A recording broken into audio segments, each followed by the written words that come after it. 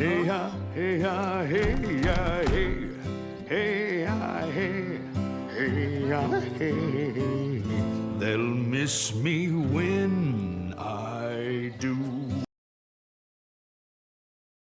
In remembrance and celebration of late John Redcorn voice actor Jonathan Joss, and because it looks as though they might be rekindling their relationship in the revival, I thought I'd take a look at Nancy and John Redcorn's relationship, and yes, to get this out of the way, it was wrong. Very, very wrong. I believe I'm the one who deserves the kicking. I slept with his best friend's wife for 13 years. Yeah, Bill's wife was a tramp, big deal. Now shut up and let Hank kick the ass he started on. Hey folks, welcome to Squirrel Tactics. Don't forget to hit like and subscribe if you haven't already. Check out our Patreon, our sister channel, our merch store, and we have another new top tier patron this week. So, Zero Somni, this one's for you. All right. Someone's insane. Look out, someone's insane. I got my eye on you, nutcase. Alright, let's get into it. John Redcorn and Nancy Hicks-Gribble. Remember, Nancy is a Hicks-Gribble, not a Gribble, like we saw when she ran for school board. Fortunately, there is an alternative. I know someone who'd be perfect for the job. She's a dedicated parent, she's smart, and she's more than just a pretty face. She's me, Nancy Hicks-Gribble. Pick Hicks! Now, we don't know when the affair between them started, though thanks to Hank, we do know when they met. I can't believe she left me. For that. She didn't leave you for that. She married that 2 years before she met you. So, 2 years after Dale and Nancy got married, and we know that Dale and Nancy celebrated their 20th anniversary in my own private rodeo. 20 years with Dale. And 1 year since you stopped cheating on him with John Redcorn. I can still wear white, can't I?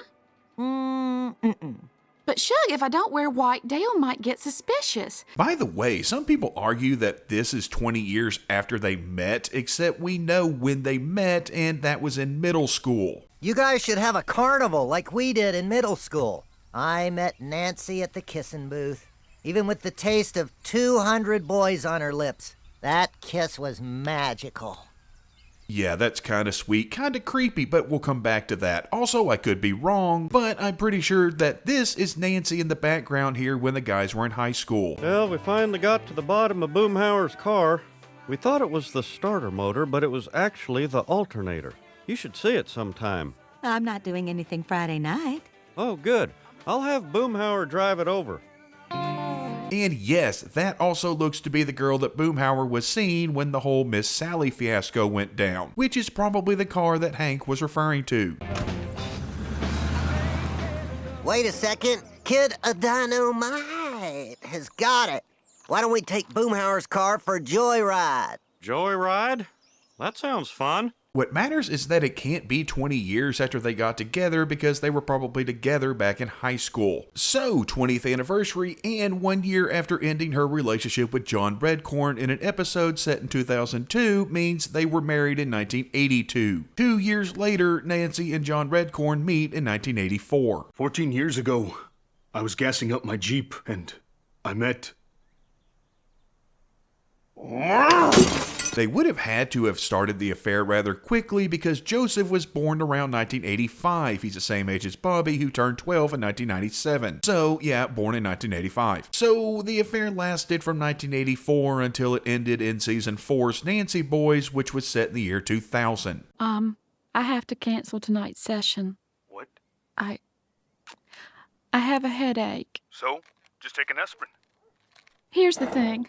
I can't see you anymore. Nancy, please. I'm sorry, John Redcorn.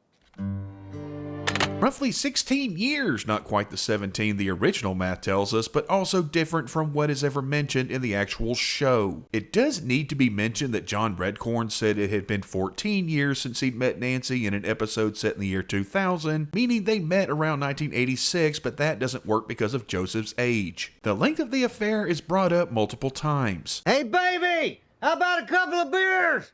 Sorry, Shug, gotta go. I got another migraine treatment with John Redcorn. Nancy, you've been going to that healer for 12 years and you still get headaches every night. Healing process takes time, honey. I slept with Dale. Oh, my God, we forgot his birthday. Oh, what if John Redcorn finds out? 14 years we've been together and I'd throw it all away for one night of reckless passion. I was lucky. Me and Dale took a 14-year intimacy break while I saw John Redcorn for migraines. So now it's back like when we were first dating. Yeah, but I can't take a 14-year break. They'll have sex robots by then and Hank won't need me. 15 years of patient-healer relations, and I shatter it like so much lamp on scalp. But really, how long was the affair? Sometime between 12 and 17 years, apparently. At least we somewhat know how they met. As mentioned earlier, they met at a gas station about 2 years after Nancy and Dale got married. They conceived Joseph probably pretty quick as they got together around 84. Joseph was born around 85.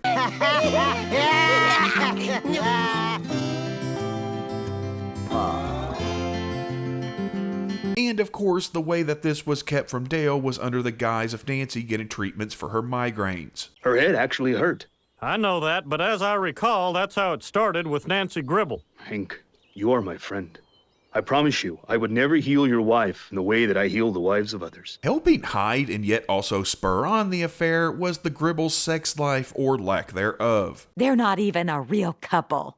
Did you know she only sleeps with him on his birthday and Christmas? That's why she gets so depressed around the holidays. Which surprisingly was just as much on Dale, who apparently more or less lived in the basement, didn't even sleep in the same room as Nancy, let alone the same bed, plus apparently Dale had some kind of thing going on. Yeah, I thought you were withholding intimacy to preserve your life force. I was. So you had an essentially sexless marriage and a husband who spent more time below ground than above it. Well, if you need me, I'll be 8 feet under in my metaphorical grave. And we hear more issues that Nancy has with their sex life during one of their marriage counseling issues with Dr. Tim Rast. Tim Rast will make your marriage last. Yeah, that one. And after hearing from Nancy, yeah, I kind of get the whole birthday and Christmas thing. Even his elbows are nicotine stained. He refuses to acknowledge he's bald, and he sobs uncontrollably after sex.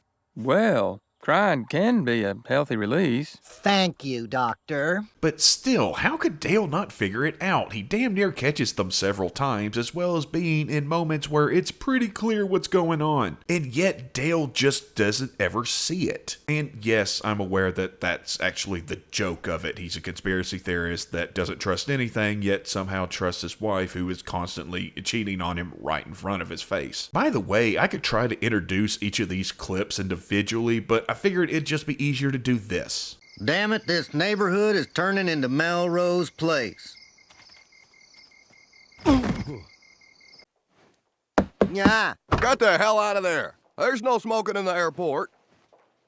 The rest of us are going to cover every inch of Arlen, and I'm going to need somebody to help Nancy in case Dale comes home. Okay, any volunteers? I had my hand up first. Who is it? Dale Gribble. Come in. Sorry to interrupt your healing session. Hey, John Redcorn. To the white man, who steals our land and steals our sons. To the white man. Even if they are, there's nothing that lovers do that could possibly take this long. Am I right? Yes, if you only consider your own needs. Oh, gosh. I think I need a beer. Honey, you want a beer? Yes. Yes. How did he know I wanted a beer? Oh, Shug, this place is perfect. No one will ever spot us in this dump. Maybe you should take your hands out of my jeans now. Shug, what's the matter? You're so... Oh, my God. It's Dale.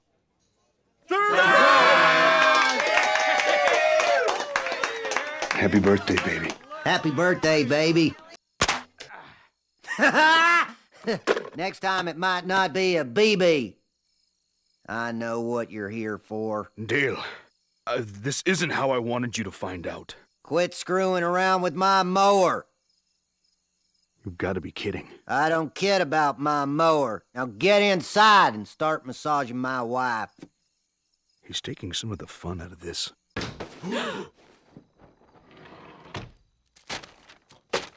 Dale? Yeah, hot.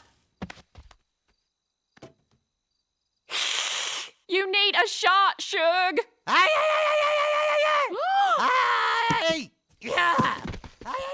Poor Bill. His woman is making a fool of him. It happens. Granted, yes, Dale trusts his wife. I don't know why you'd want to fool Dale like that. I mean, it's not hard if you're somebody he trusts. But hey, whatever turns you on, that's what I always say. And apparently also was under the impression that John Redcorn was gay. So, are you really okay with your dad being gay? Why would I have a problem with it? John Redcorn's gay, and I've been friends with him for years. This, by the way, was possibly a nod to John Redcorn's most prominent voice actor, the late Jonathan Joss. And Queensy will howl for you. Being bi, though I'm not sure if he was out at the time, and most likely this was simply a callback to this line. I was getting a weird vibe in there. You think he's gay? From right after Nancy and John Redcorn ended things right in front of Dale. But Dale thinking that John Redcorn was gay is also contradicted in a later season episode, you know, like how a lot of the show's continuity is. Huh. John Redcorn doesn't work here.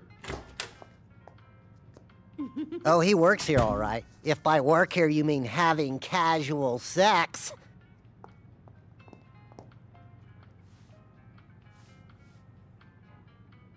Their relationship for the most part was treated the same by the writers as it was by the characters. It was something that stayed in the background and wasn't really openly addressed, save for a few episodes, and really was more or less just a running gag. What's wrong, Uncle Hank? Nothing's wrong. It's good news. Peggy had her headache cured by John Redcorn. Stop that. Put your face back the way it was before somebody sees you. What's wrong, New Aunt? Nothing's wrong, Bobby. Now go play outside. Dinner's gonna be a little late. Don't worry, I got it all under control. There's not gonna be any hanky-panky at my house. Hey, John Redcorn. Huh. Yeah.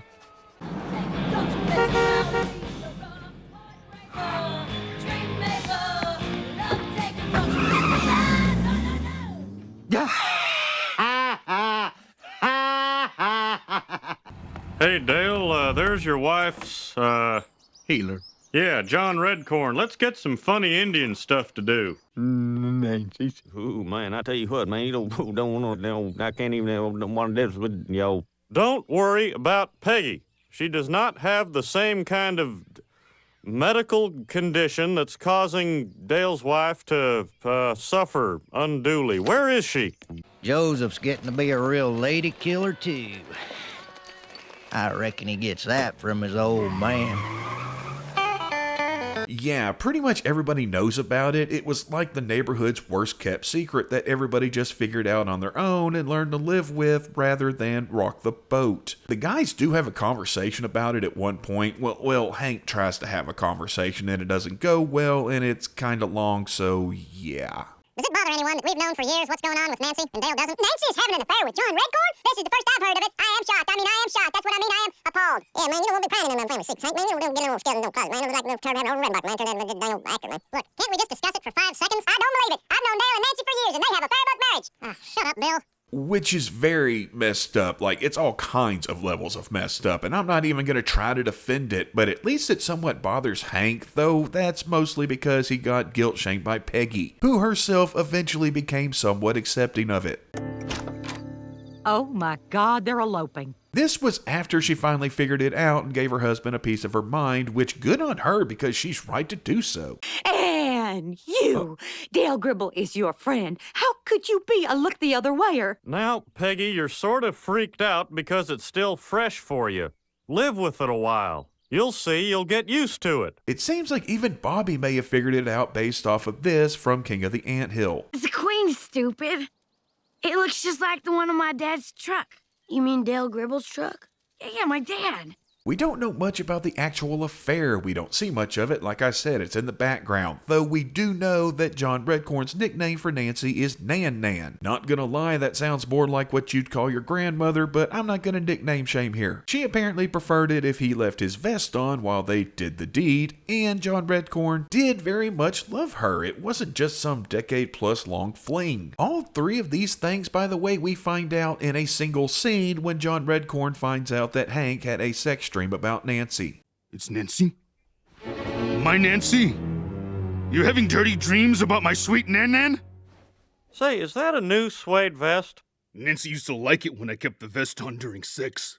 Do you want it? Oh, God. Here, take it. Take it all. This is also the episode that shows us that the theory that Dale knew about the affair and just looked the other way is BS, due to his reaction at the idea of Hank having a naked dream about his wife, which his good friend John Redcorn informed him about. Nancy, get out of the tub! Electric toaster! Yeah! What the hell are you doing? I know all about your naked dream with my wife. What? That's right.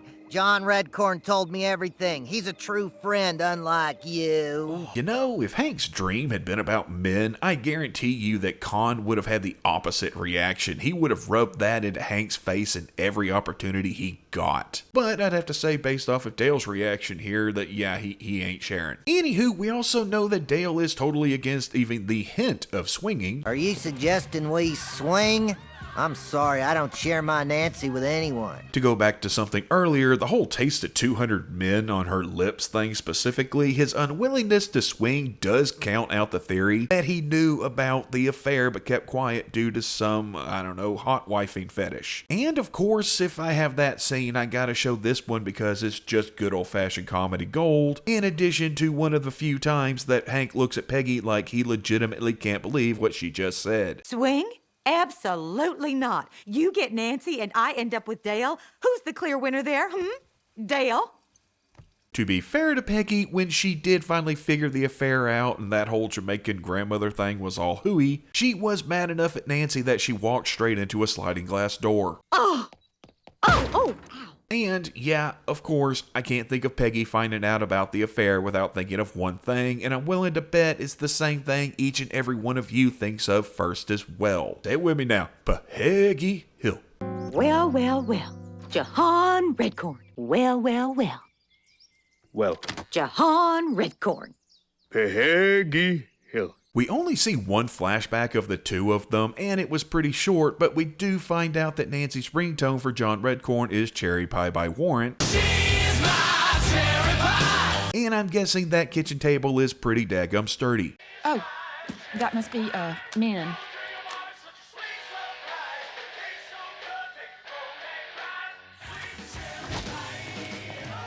Dinner is served. Also, what is the deal with this show and people hooking up on kitchen tables? I mean, at least 4 people have hooked up on the Hill kitchen table, and none of them were Hank or Peggy. Peggy. So, okay. Who wants to make cookies? If you're trying to remember the 4, it was Tilly and Gary, then Con and Min. Not like at the same time or right after each other. Con and Min didn't just stand there twiddling their thumbs, wait for the table to be free. There was a decent span of time between them. You look as sexy to me as propane tank.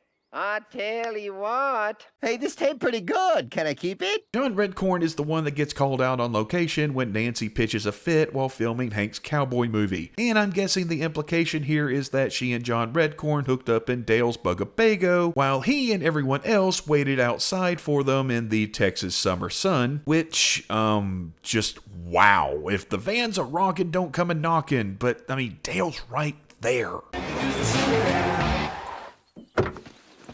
Whew, thank God you're here, John Redcorn. Nancy won't come out of the Bugabego.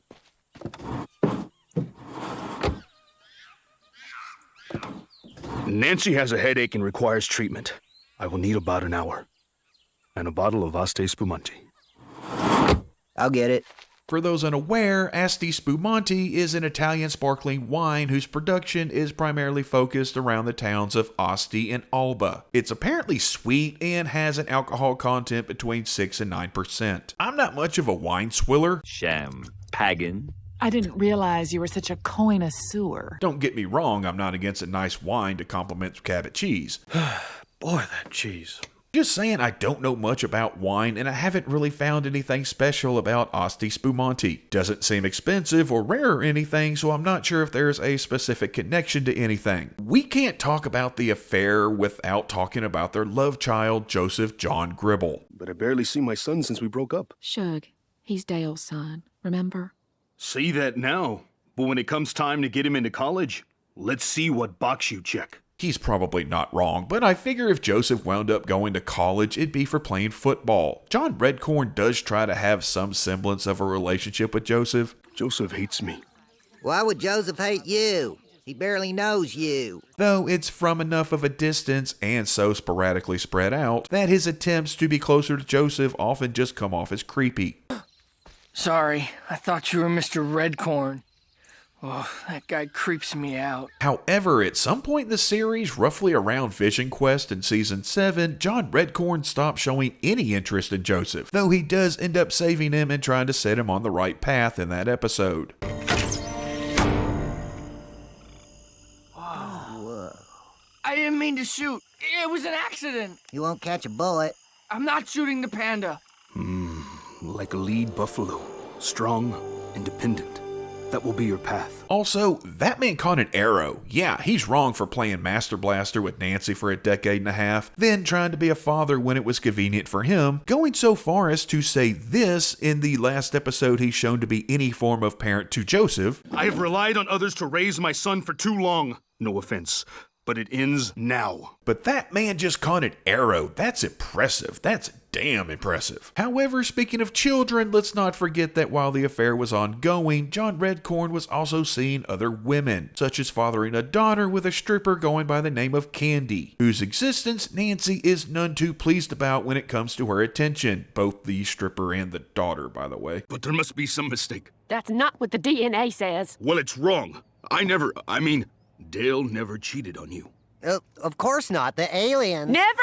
John Redcorn, you're saying Dale didn't cheat on me even once? I'm not sure why John Redcorn would have that information, but no, Okay, maybe there were isolated incidents, but Dale always took precautions. So now it's incidents? And I think she goes a bit far here because why wouldn't he be seeing other women? She has a husband. She's sleeping with someone else too, even if it is only twice a year. So the affair came to an end in Season 4's Nancy's Boys when Nancy got drunk and hooked up with Dale, leading to her calling off things with John Redcorn and to double down on her marriage with Dale. It's about damn time. However, after an altercation in Nancy's bedroom where John Redcorn snuck in and Dale took down who he saw as an intruder. What was he doing in your bed? Tell me he had a nightmare. I didn't mean to hurt you. You have to believe me. Do you love him? I'm sorry. No, I'm sorry.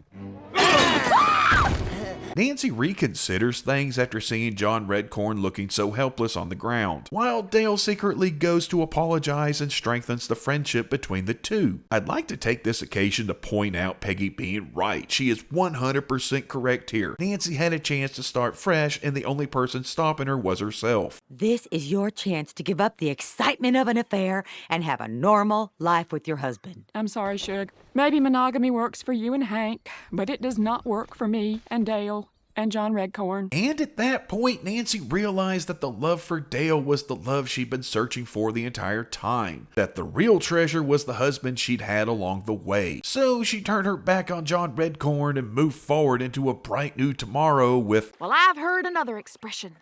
The heart wants what it wants. Woody Allen.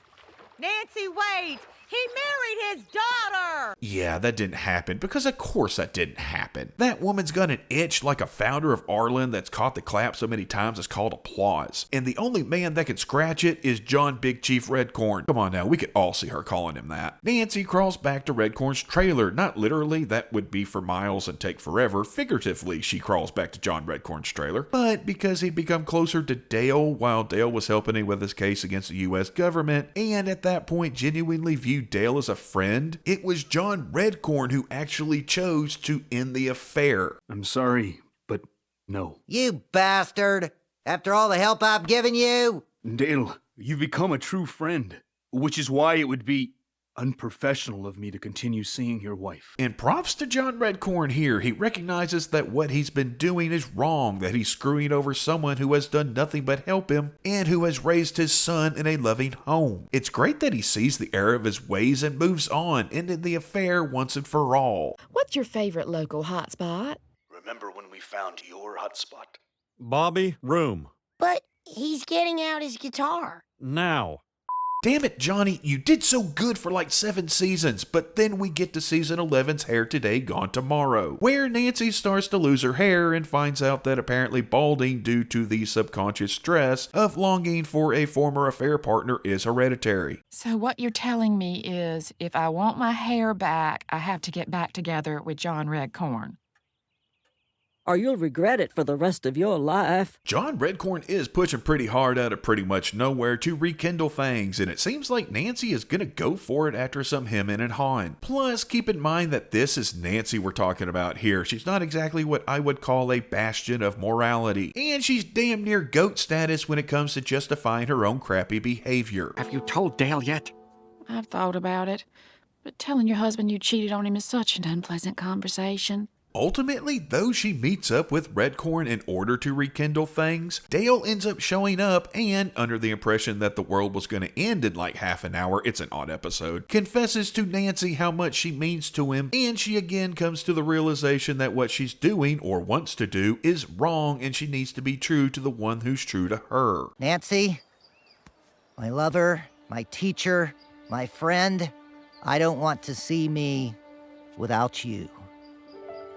So, the Redcorn-Hicks-Gribble affair. Man, that sounds like something that led to a colonial war between European powers. Very much something that was kept in the background, literally and figuratively, and was one of the more prominent running gags from the earlier seasons. It may surprise some people that the affair ended so early in the show's run. I mean, we're talking 4 seasons of the affair and 9 seasons without it. The outside universe reason for the affair was most likely to act as a joke, playing off of Dale being a conspiracy theorist who couldn't see his own wife blatantly cheating on him right in front of his face. The in-universe reasons for the affair are a lot more complex, as is the Gribble's marriage. It's one of a kind on the show, as Nancy is the main breadwinner with Dale barely contributing, leading to Nancy not being the most attracted to Dale. Just remember, when you get back, there's nothing sexier than a breadwinner.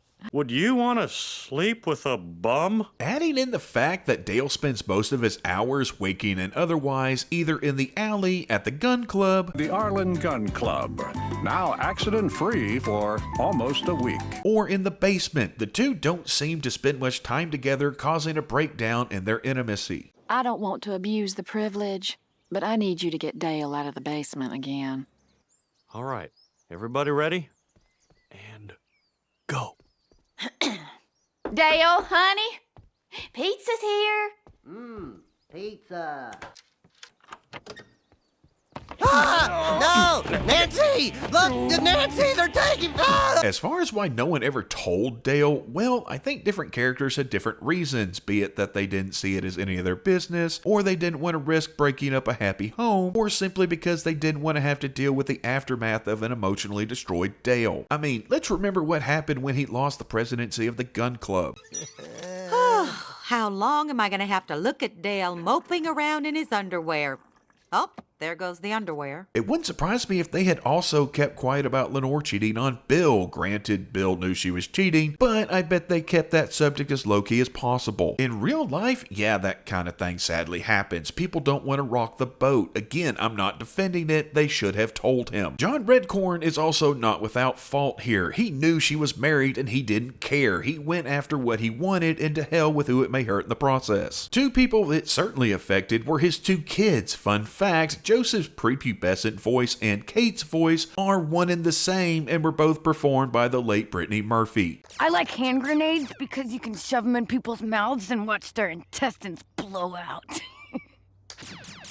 Anywho, I have to admit, I look at Nancy and John Redcorn differently as it pertains to the affair. They're both wrong. There's no ifs, ands, or buts about that. But to me, Nancy has always come off as someone who's looking to have her cake and eat it too. Yes, she does love Dale and John Redcorn, but in very different ways. As for John Redcorn, or at least earlier season John Redcorn before he just up and stopped caring about Joseph's upbringing, it's kind of funny how that ceased to be a thing. He's a guy that fell in love with the wrong woman and was willing to get whatever form of a relationship with her as he could. I almost want to feel bad for him, but I don't. It's a classic case of playing stupid games and winning stupid prizes. But at least John Redcorn doesn't think that God is unjustly punishing him for it, unlike somebody else.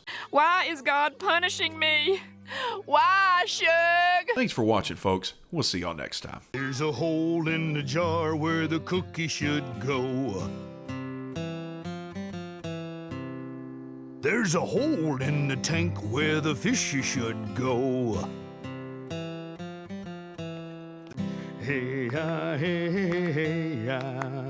There's a hole and a hole and a hole. There's a hole and a hole and a hole.